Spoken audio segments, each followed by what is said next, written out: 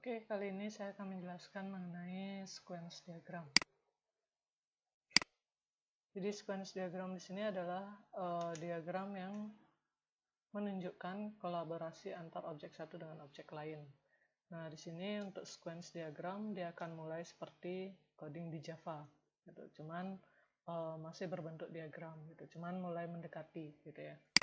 Nah, di sini objek-objek ini akan diurutkan dari kiri ke kanan, tetap akan ada aktornya gitu. Jadi ada aktor siapa yang menginisiasi interaksi. Nah, biasanya yang mana aktor yang memulai itu yang akan ditaruh dari paling kiri dari diagram gitu. Jadi misalnya customer gitu yang akan memulai untuk use case menarik uang dari ATM gitu. Nah, berarti nanti aktor customer akan ditaruh di paling kiri. Nah, diagram ini akan menunjukkan serangkaian pesan yang ditukarkan oleh objek-objek yang melakukan suatu tugas atau aksi tertentu. Jadi nanti akan ada pesan apa sih yang dikirim oleh si customer gitu. Nanti siapa yang menerima pesan tersebut gitu. Nah, nanti ini akan kelihatan di sequence diagram. Nah, di sini umumnya sequence diagram digunakan untuk menggambarkan satu skenario atau urutan-urutan langkah gitu ya dari sistem maupun dari aktor gitu. Nah, di sini dia sudah merupakan visual dari coding gitu ya, jadi perancangan form atau misalnya perancangan layar gitu, makanya sudah mirip nanti dengan coding di Java gitu, walaupun tidak sepenuhnya seperti coding gitu, jadi masih berbentuk diagram gitu. Nah, nanti akan ada interaksi juga dengan susunan dalam urutan waktu atau kejadian. Nah, di sini diagram ini akan khusus berasosiasi dengan use case diagram. Jadi sama seperti activity, satu use case dia akan memiliki satu sequence diagram gitu. Jadi sama. Jadi kalau ada 10 use case akan ada 10 sequence diagram. Nah, dia akan memperlihatkan tahap demi tahap yang seharusnya terjadi atau menghasilkan sesuatu di dalam suatu use case.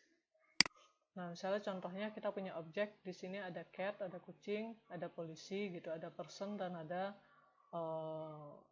inspektor untuk pelaporan untuk binatang gitu ya, pelaporan kekerasan binatang. Nah, di sini apa yang dilakukan? Jadi contoh kasus misalnya si orang gitu ya, ada si aktor orang gitu. Nah, aktor orang ini menendang kucing gitu, kemudian kucingnya akan melakukan report gitu ya. Siapa yang di-report itu si man-nya gitu. Jadi kalau ada parameter dimasukkan ke dalamnya gitu. Kalau misalnya kick tidak ada misalnya parameternya, kick gitu aja. Kalau misalnya report, nah di sini ada yang di-report siapa, si man gitu. Nah, man kemudian dia dilaporkan kepada inspektornya. Kemudian inspektor dia akan mereport kepada si polisi gitu. Jadi yang direport adalah person dan cat gitu. Kemudian polisi dia melakukan penangkapan gitu. Nah, di sini kelihatan ada alurnya gitu, tetap ada garis panahnya. Jadi person arahnya kemana, ke cat gitu, cat ke arahnya ke inspektor, inspektor arahnya ke policeman, policeman arahnya kembali ke person gitu. Jadi siapa yang melakukan atau siapa yang di awal, misalnya di sini kalau di sini person berarti person akan ditaruh di bagian paling kiri gitu. Jadi yang di atas ini adalah objek-objeknya gitu. Objek apa yang atau objek siapa yang akan melakukan suatu kasus ini gitu atau suatu sequence diagram ini.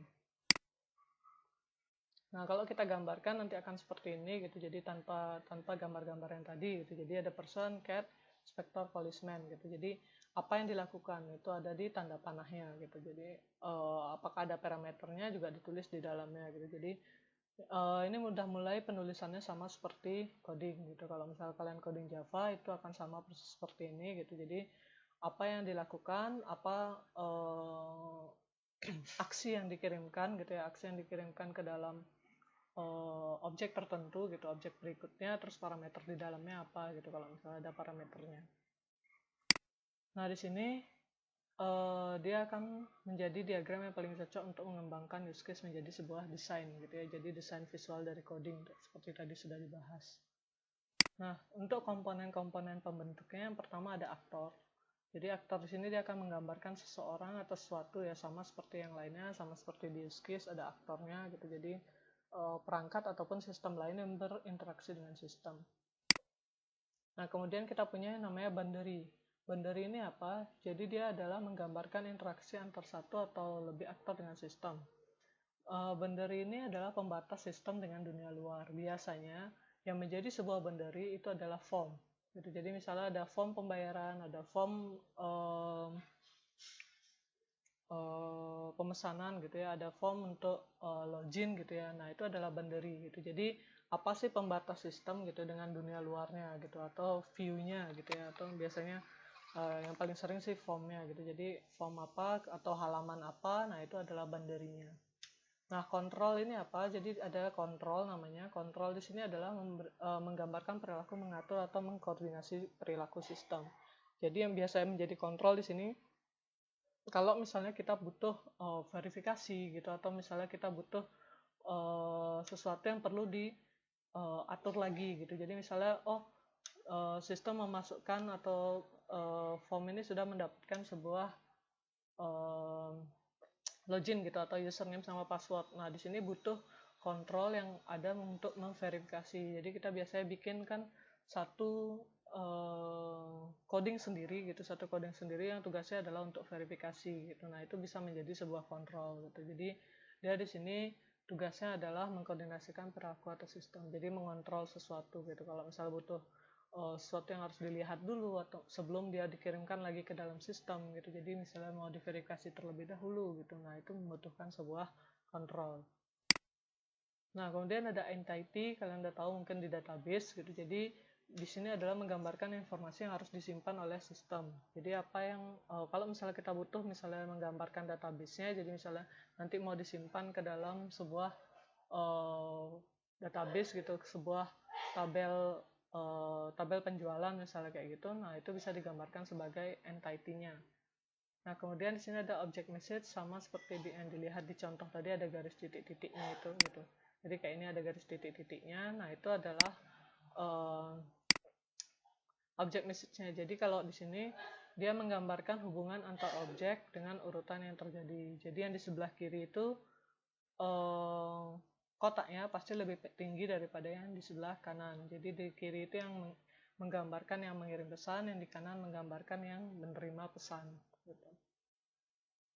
Nah, object message bisa juga message to self gitu. Jadi misalnya pesan itu ternyata untuk diri sendiri gitu, atau kembali lagi ke diri sendiri. Nah, itu bisa gambar balik ke diri sendiri lagi gitu. Jadi menunjukkan bahwa dia hubungannya ke diri sendirinya.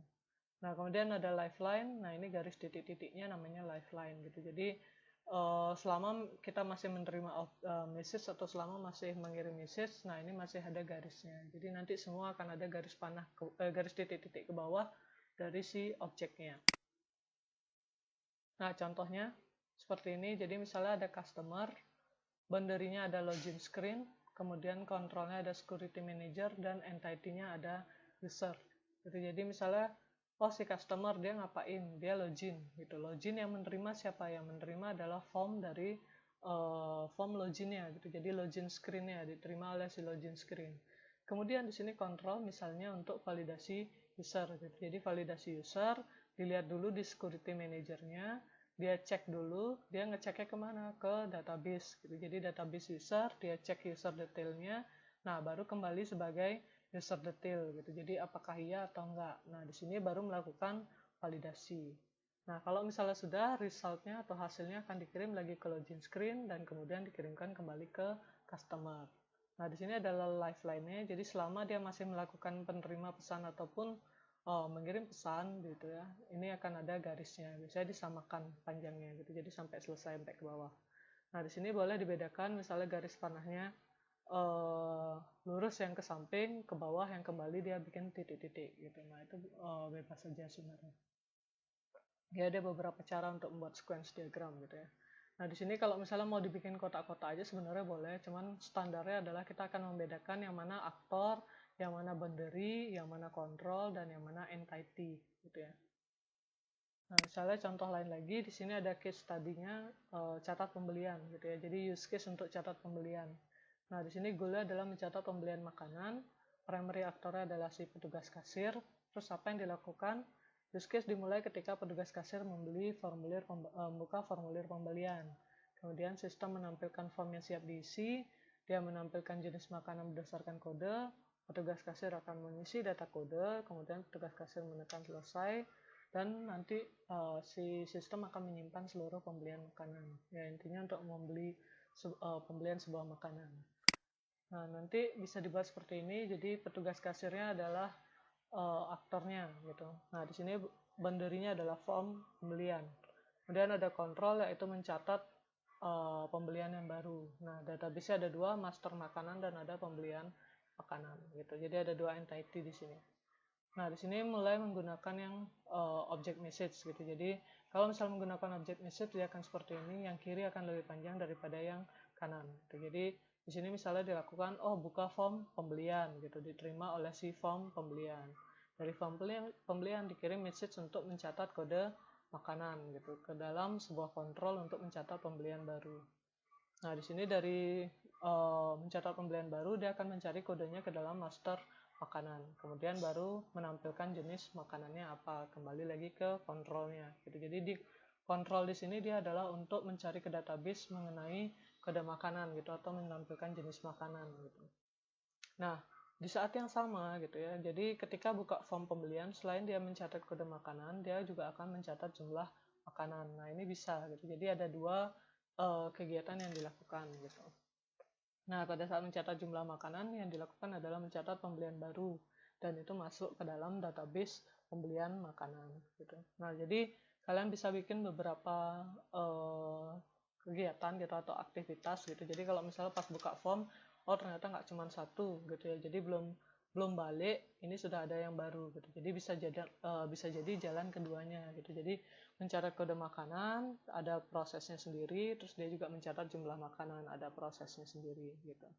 Nah, harusnya misalnya kalau memang tidak ada kembali lagi ke petugas kasir, nah mungkin berhenti sampai masuk ke database saja gitu. Jadi mencatat pembelian baru, udah masuk ke database, selesai, tidak ada lagi kembali ke petugas kasir gitu. Jadi tergantung. Kalau misalnya memang ada kembali ke petugas kasir, ya akan dibuat garis lagi ke kiri untuk menampilkannya ke petugas kasir gitu. Dan kan kalau yang di atas dia juga hanya sampai di kontrolnya gitu, menampilkan jenis makanan. Nah, jadi ini tergantung sama use case yang kalian buat. Kalau memang ada yang kembali lagi, maka dibuat lagi kembali ke petugas kasir atau misalnya kembali ke formnya gitu, misalnya ditampilkan. Nah, itu bisa. Nah, mungkin itu yang bisa saya jelaskan dari sequence diagram.